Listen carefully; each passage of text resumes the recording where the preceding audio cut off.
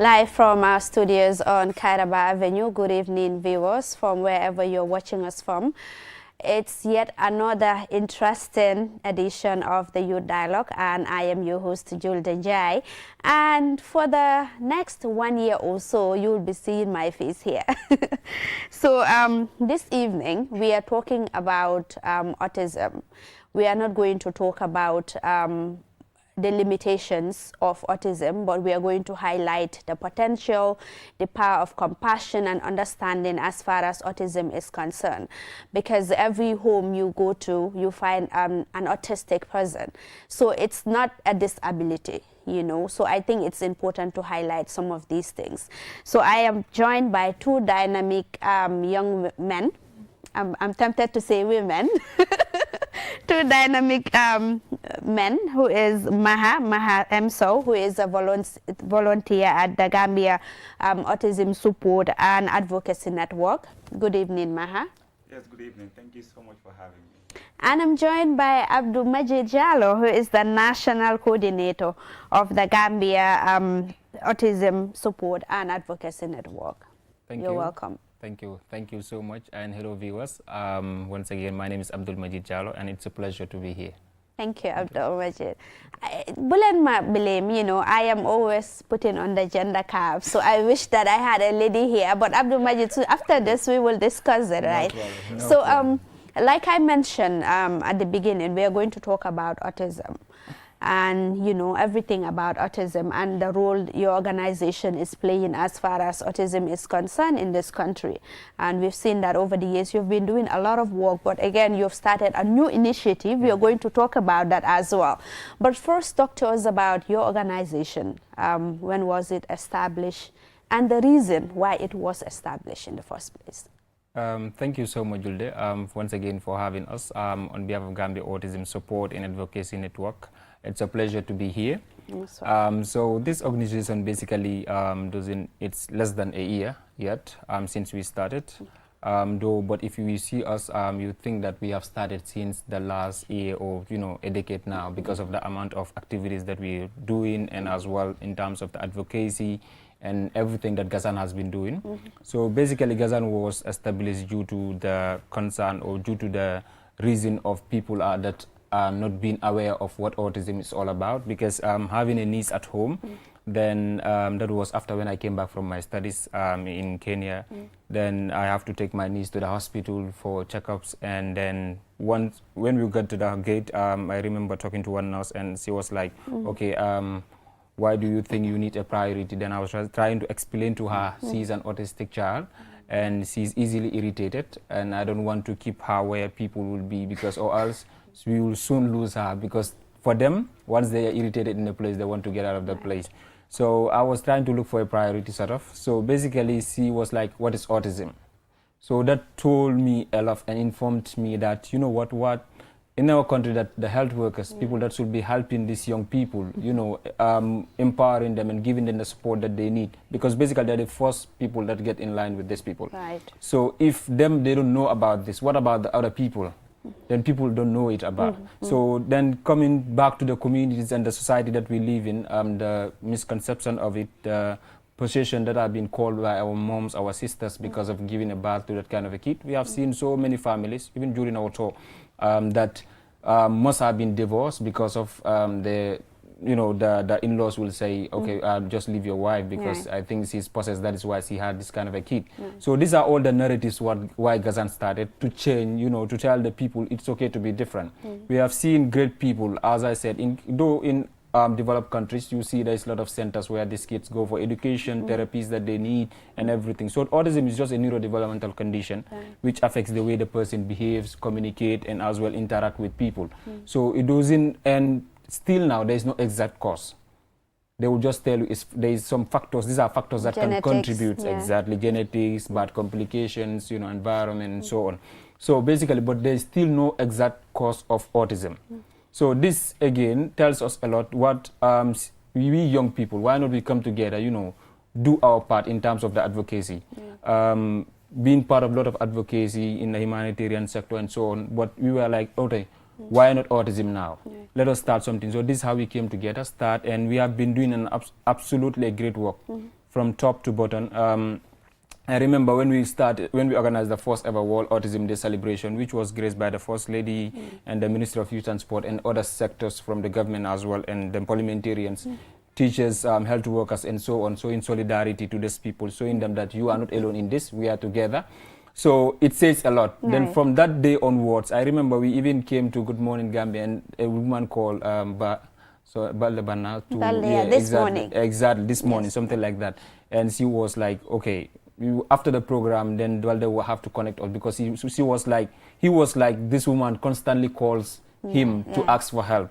So when I spoke with the woman told me that you don't even know what you have started. Right.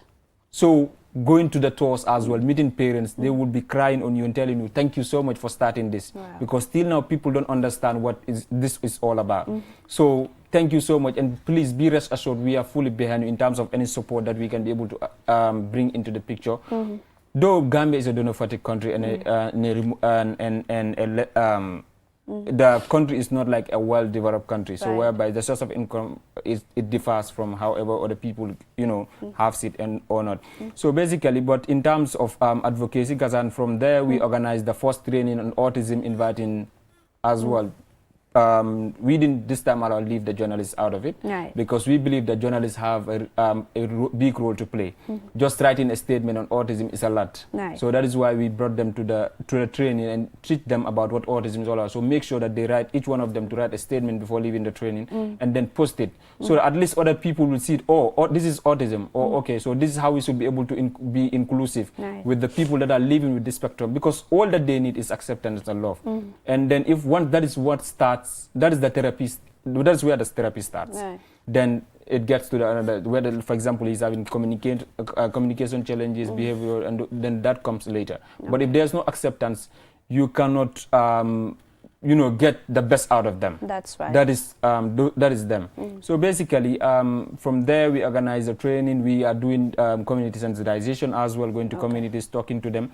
Though we are a startup, but as I said, we have been doing a lot of activities. So that is why people still think that Gazan has started since I thought so too. So Maha, you said you were a volunteer of Gazan. So tell me what really inspired you to join this very important crusade. Yes, thank you so much once again for having me. So I am a final year nursing student at the University of the Gambia. Okay. And then when we talk about autism, you get to realize that it is an issue related to courses that we do, a course like mental health 1 and 2. So you get to realize that autism is taught at the University of the Gambia.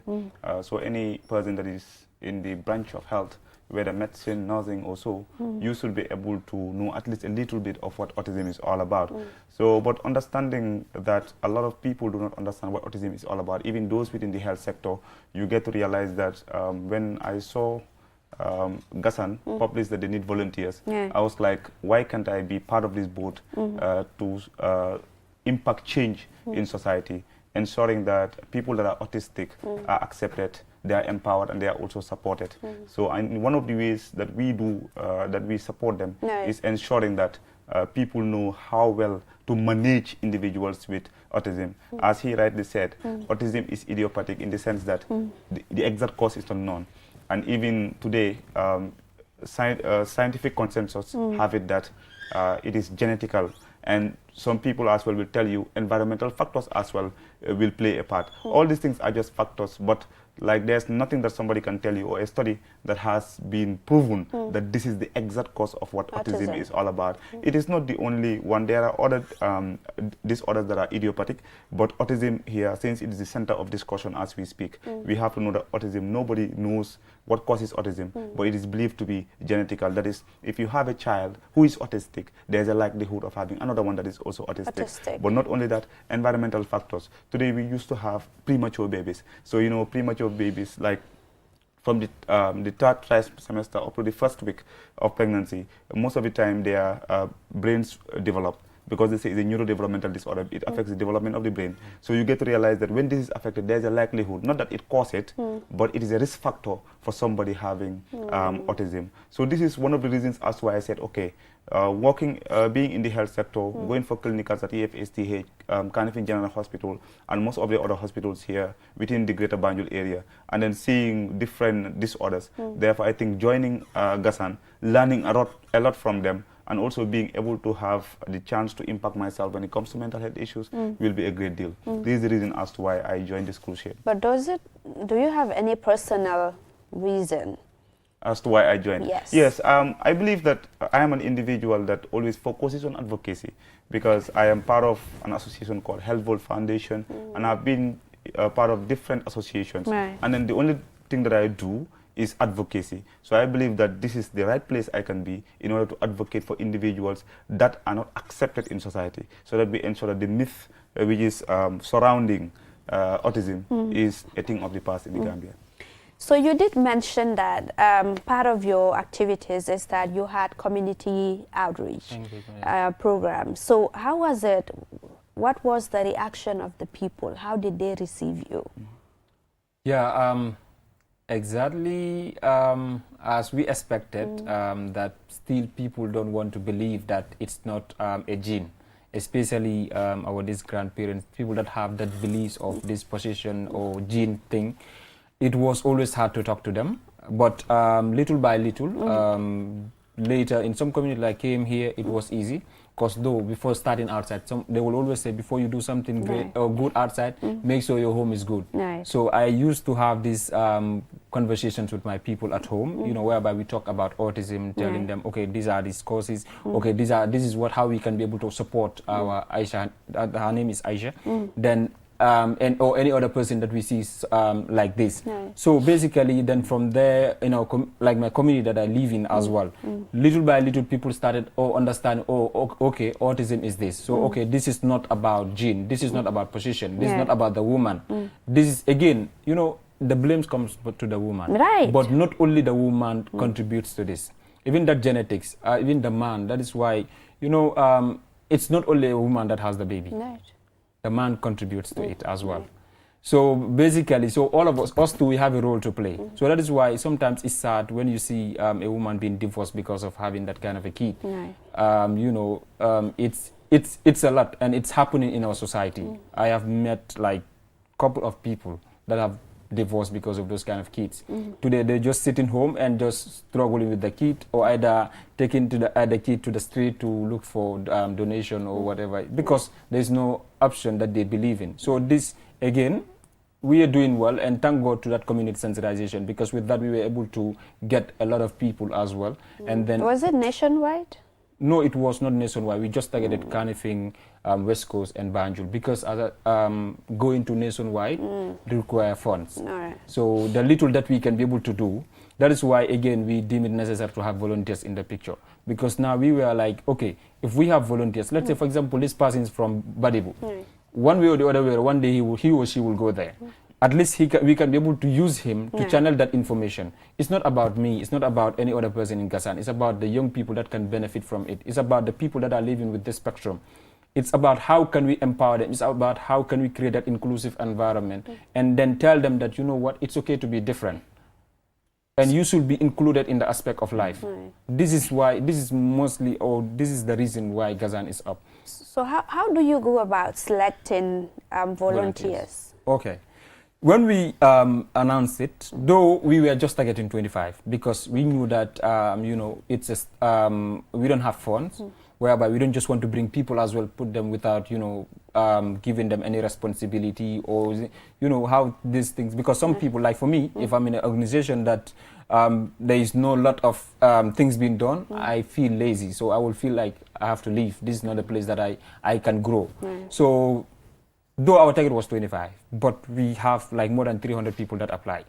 It was surprising to see that, you know, a lot of young people from different, from diverse areas, and as well from not only the youth, not only young people, Okay. even some, like we receive up to 35 age, stating that the person is not even living here. Most of them, some of them are not even living here, but they said seeing this, they want to be part of it. They want to see how best they can support the organization. So what we did was, because in the application we have questionnaires. So in that questionnaire, we ask you, why do you want to join Gazan? Knowing that Gazan doesn't has phone and so on, you know, are you like, for you to understand that you're joining as a volunteer, and that whatever we are doing, it's as a woman who's we are partners. Sunure Medical News, the executive director, will tell me, you are the voice of the voiceless. So this is what exactly information that we were looking for as well, in based on their writings as well. So we looked at the questionnaire and as well, you know, look at the background of the person as well, and make sure that, you know, what the person has in line or has some information in line with whatever Gazan is doing. And this leads us to selecting those. So we, instead of 25, now we decided to move to 40 people. Okay. So we selected 40. Yes. But I just hope that it's nationwide. We are because I don't think it should be a greater Banjul squad thing like most organizations do. Right now our plan is immediately after this activity we are planning to embark nationwide with the hope of getting funds. Once we get funds, we can be able to, because us. What is your primary source of fundings? From Gazan? From it's an individual support mostly. Like people living in the United States that have this kind of kits, like they join the organization as a technical advisors. Whenever we have activities, sometimes they will volunteer, but most of it as well will come from us, the executive members. So the passion is not about what can we get from Gazan, but what can we give to these young people. As I said, it's not about me, because if you look at me, you can tell that I don't have autism. But what about that kid that is lying down there without going to school because of she's having this? How can I help?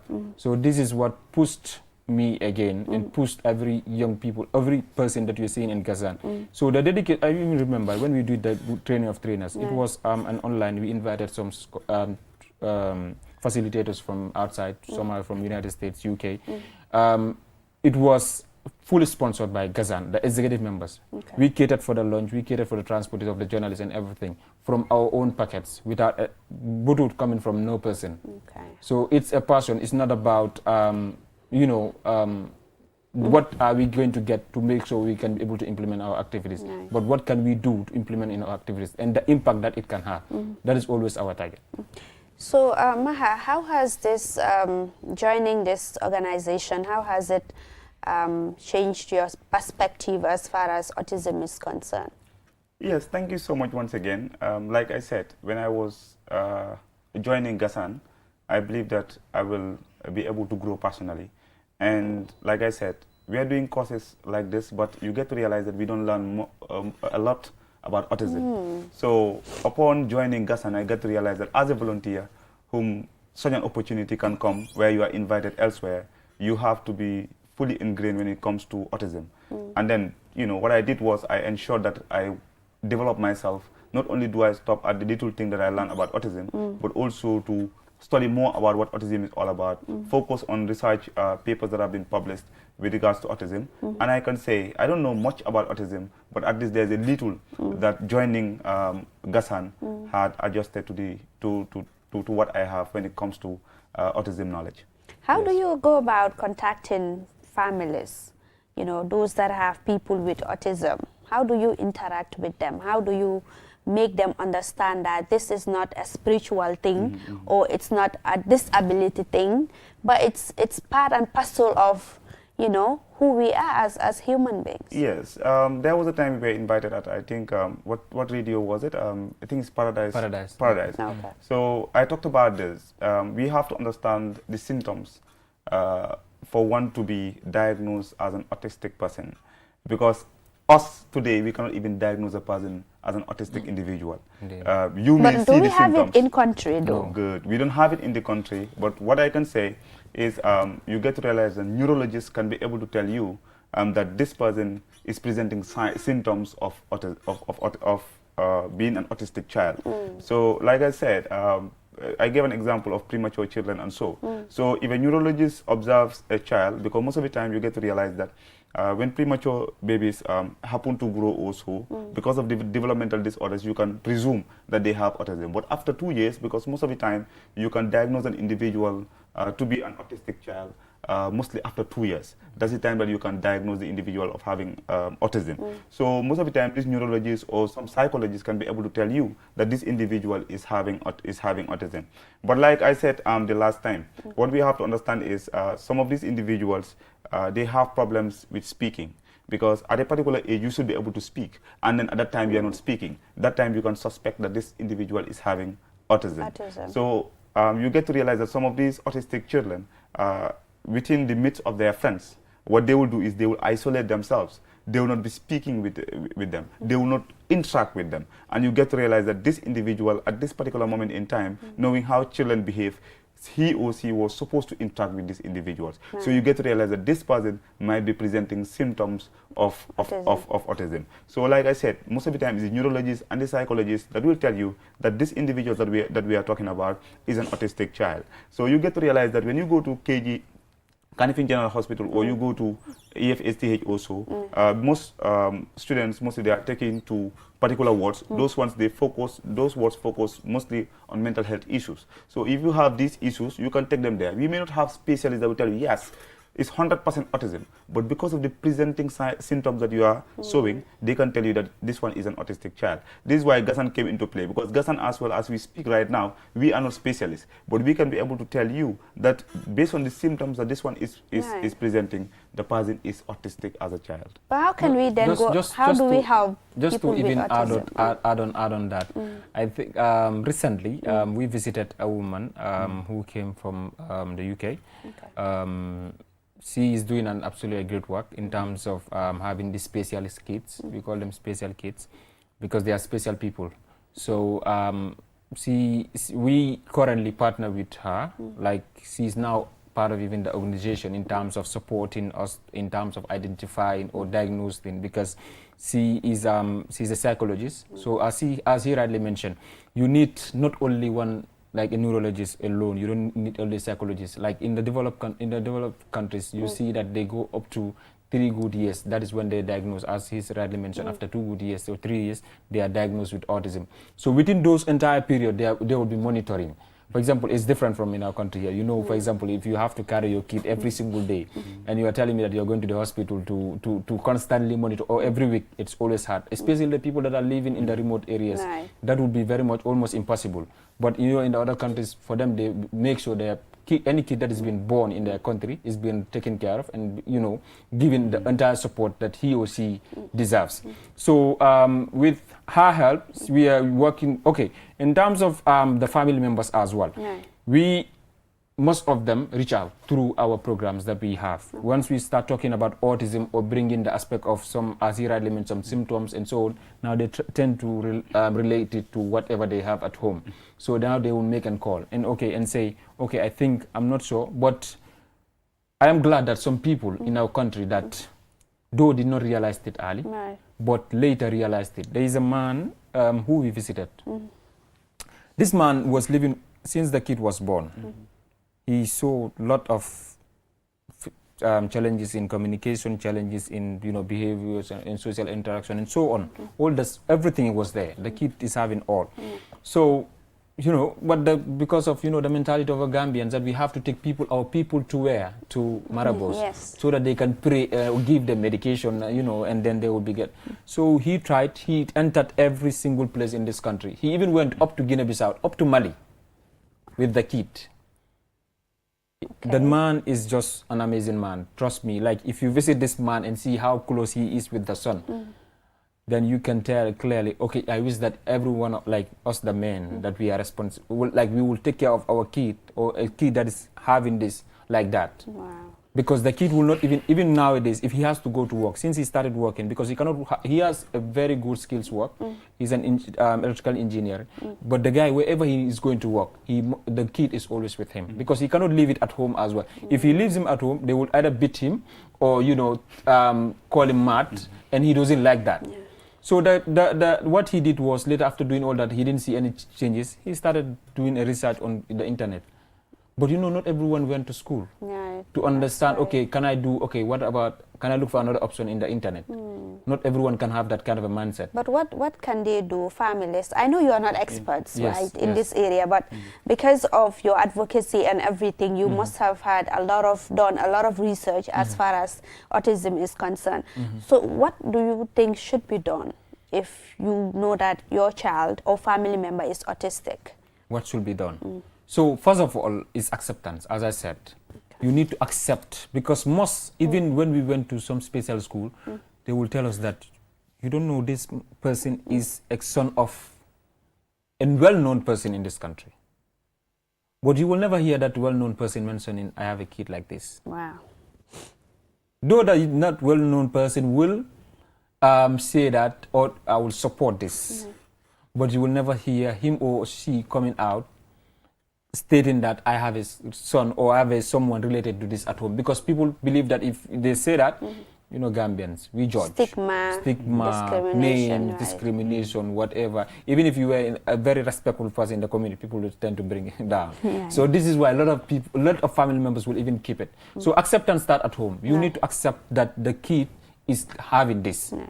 And then making sure as well, don't delay, because, okay, fine, here is not like America. We saw a kid in America who was not talking until when he got to 11 years, and he started gradually, slowly.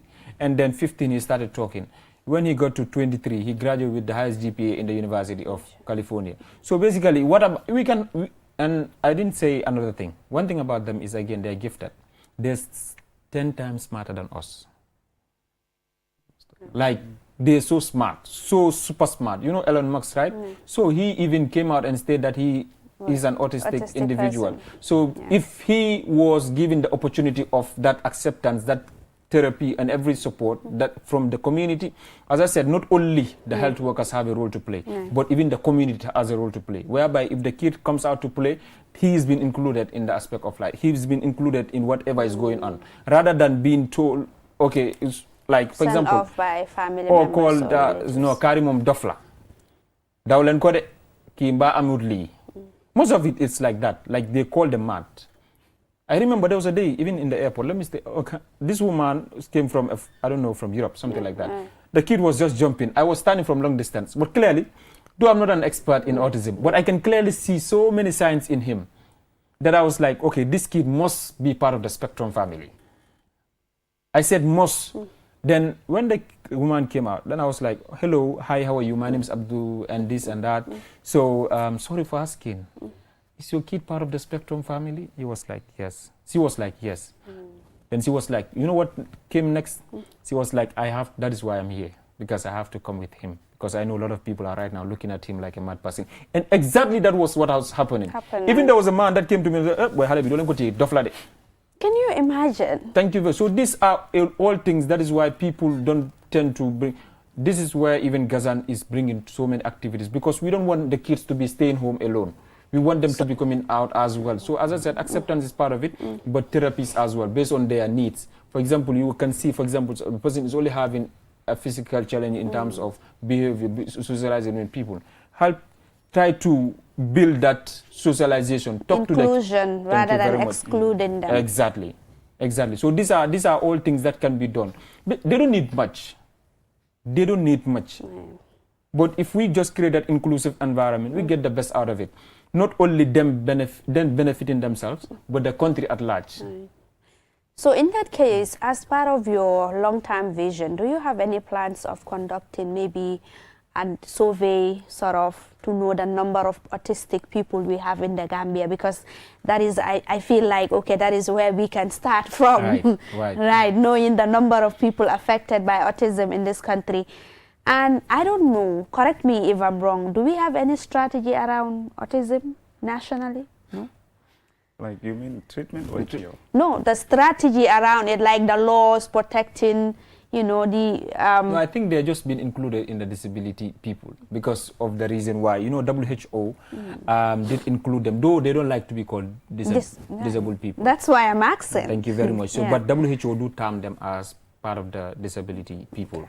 So, but them personally, you cannot call them that Okay. because they believe they are not.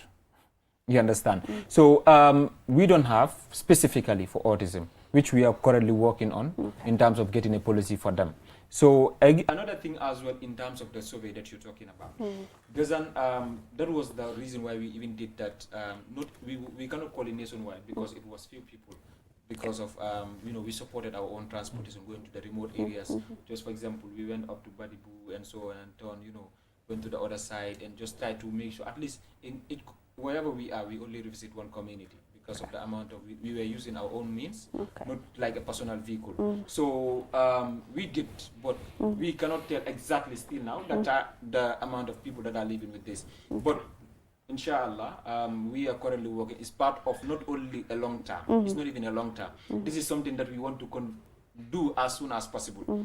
If by chance, if we have the chance, by next year, before the beginning, before we say February or March, before the World Autism Day, we can be able to come out and say, okay, these are the amount of people that are living with this spectrum in this country. Right. Rather than just organizing activities and so on, rather than excluding the people that are living. Because today we have lots of people that we have gathered, family members. We talk to them on a group chat and so on, through WhatsApp. But what about the other people that are living in the remote areas? How can we reach out to them? Is the only way that we can find out is with the survey. So the survey can tell us how much do we have and how much needs help and what kind of help that each one of them needs. Because their needs differs. Right. You can see this person needs is just maybe for example, that I remember there was even a program like in them you get to see that some of them their needs, some of them are introverts, some of them are extroverts. Some can play with people, like they always want to be around people. Some are just want to be alone. That is why even in our education sector, if you look at it, they have challenges in terms of learning. You cannot have an introvert of an autistic child and you believe that he or she will be sitting down in a class of 25 people and concentrating of whatever that person is teaching. Right. That is almost, we all know that is almost impossible. So that is why even some of them will go to school to a certain stage. Their parents will be like, man mos don't be mu school where I'm because because the day secure and they have that selective answers and selective words that you can be with them 24 hours. If they don't want to talk, they will never talk. You will think that these people they cannot talk, but they can talk. Once they want to talk, they will talk. But if they don't want to talk, they will never talk. Wow. So Maha, during your advocacy, volunteerism and all of that, is there any moment that really stood out for you, as far as this work is concerned? Basically, like I always say, I was able to convince a lot of individuals when it comes to autism and what autism is all about. And then I can say every day almost feels different. Like today, even in my school, some of them will be calling me the autism advocate, because since I joined at Gasan, I've always been advocating for autism. Even on my status, what I do is I always do that, and then a lot of my friends will come out and tell me, yes, I have an autistic child. We have an autistic child at our home, and this is how the person behaves. So I believe that it is one of the best things that happened to me so far, because if really I am doing the advocacy through social media, and then a lot of individuals are coming out and telling me that we have an individual at home, these are the exact presenting symptoms that the person is having. So we believe that the person is having autism. So just like Abdul Majid was saying, they are found in a spectrum. And when we talk about the spectrum, it's telling you that we have different layers. So it will not be correct to say all of them are smart, but a lot of them are very smart. And then the others, they also fall around the average. And this is why it is important that one of the ways that what we can do is even the Minister of Higher Education, Research, Science and Technology should ensure that at the tertiary levels of education, especially the University of Education today, that is the Gambia College, to have to train individuals when it comes to autism and how to deal with autistic children. Because understanding the fact that in the Gambia, in the rural areas, these people cannot take their kids to private schools, because we mostly have private schools for these individuals, where an autistic child in most cases is not taught by one individual. You will see as other individuals, they will be taught by one teacher in a class. But autistic children, you will see one teacher will be there, and then the other 3 or 4 will be close to that individual. And then whatever the teacher is explaining, they will try to explain to that person as well. Gambia is not up to that level, but there's something that we can do. What we can do is we can ensure that autism is taught to all teachers across, so that they can know how to manage individuals with autism. Because the way they process information is different from us. And that is why we are saying that they are most of them are very, very smart.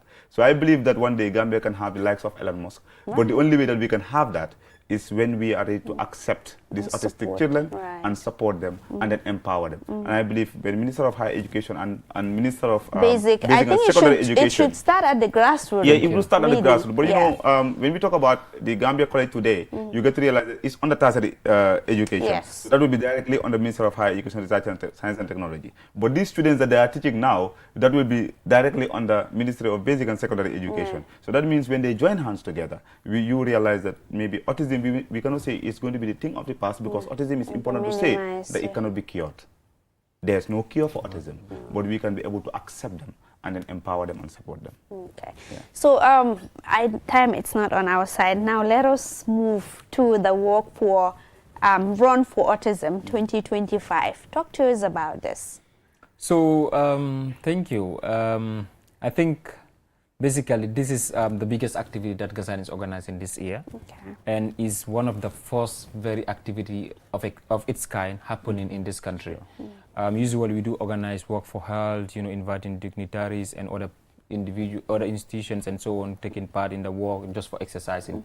But this one is different. We are walking, we are running in terms of advocating in a relations of, you know, raising awareness, and as well telling people this is autism, and this is we need to create inclusive environment, and this is how we can do it, and this is we need to create an acceptance, and as he rightly mentioned, support them and empower them. So the reason why even we thought about it is because we were like, it's not only about bringing people, train them, but what about the people that are in the sport aspect? How can we include them as well, for them to be part of the people that can channel that information out there? So this is what pushed us to bring this sport activity, whereby we have athletes taking part in terms of the run. There is a 10 kilometers and 6 kilometers run. The one starting at Westfield to Banjul, then the other one starting at Stain Corner to Banjul. Then there is a walk for autism as well, where this one would be a long walk starting from the arch, then to the Gamtel. So it's Run and Walk for Autism. Yeah, Run and Walk for Autism. Okay. So it's a big activity targeting more than 200 people, and every person that participates, though people have already registered, we are giving T-shirt, we are giving certificate as well, because it's not alone coming to participate. For those that are participating. Yes. Who is participating, sir? One category of people. Are you targeting schools? All. Family members, teachers, health workers. So anyone can participate? Anyone. And we invited as well all the necessary bodies that deals directly or indirectly with these kids. Either everyone. We haven't stopped from, let's say, we isolate either this one or the other. We invited everyone. Everyone was invited. So that is why I'm saying it's targeting more than 200 people. And so far, it's overwhelming because we have more than 300 people that even registered. So even that is why we are even telling people that make sure 8 o'clock finds you there. Because once 8 o'clock finds you there, you can be able to register to confirm your name and then get your T-shirt and your name be recorded. Then after the program, you can get your certificate. Because that is how other developed countries does it. You participate in this kind of activity, they give you certificate. Shows that you are part of the people, you participated in an activity called something about awareness. And then at least in long term while sitting with your kid, I even participated in this activity that was organized by Gazan for the first. So it's something that we are planning annually. We are not only stopping, but we are starting right now. And we are seeing something big, because seeing how Gambians are reaching out to it and, you know, being happy. A lot of dignitaries as well, showing that, you know what, some even came just recently from outside, and they will like, I'm joining. How can I join? How can I participate in this? So this shows a lot, because them, they know it. But some of us here, we don't know it. So this is why the Run for Autism came into the picture, in terms of, because the main impact that we want to do is to fundraise as well, and as well for people to understand, because that is why we even have for the Work for Health, because we just wanted to have the run. But while working as well, people want to know, especially the people that are living around Banjul. at least if let's say 85% of people in Banjul are being informed of autism, what about that 85% reaching having friends in Combo or in West Coast, in other regions? They can be able to channel that information back to those people. So this is the main aspect again, or the impact that we are looking forward to. So while working, while sending the information, while running, the information is going, and as well from there we have a full speech and a certificates, awards, and then. I just hope the media houses also will be giving certificates. Yes, that is why we should be giving certificates. That is why we even confirming like their names that are the people that they invited, so that we can be able to allocate we can write their names and. Man, my certificate should be ready, even though I don't participate. I'm already participating here. Yeah, that's right. That's right. So aside from the run, the work, and other things, what are the key highlights are we expecting as far as this run for autism is concerned in this country? Yes, like the run for autism is already something that is already big, I can say. Yes, in the sense that we have always been talking about acceptance. We've been talking about supporting and empowering. So you get to realize that if we have to create this, calling it run for autism, everyone who is autistic as an individual, you get to realize that Gasan is not only telling your family members to support you, but Gasan is starting it. And this is why we are starting it for the first time. We're ensuring that those people that are autistic, because remember, the run for autism and the work for autism, even the autistic children, most of them will be there. And if those people are there, seeing how people are supporting them with regards to this and how people are accepting them, that is one of the biggest milestones that we can have in this country. So I believe this is one of the best key highlights that we can have when it comes to autism, because as far as we call ourselves Gambia Autism Support and Advocacy Network, the support have to start from us. And that is why we are starting the support now. So like he said... And do you have any key sponsors that are coming as far as the event is concerned? So far we've received some sponsors, like, he talked about Sunyureu. Wow. Sunyureu, these individuals are partners, we can say, and they have already supported, and then the management through our program officer, they know the others also that are coming forward and will also love to support. Even though as we speak, we still need more support. Anyone that wants to support, you can come and then support, and then the contacts will be out there for you.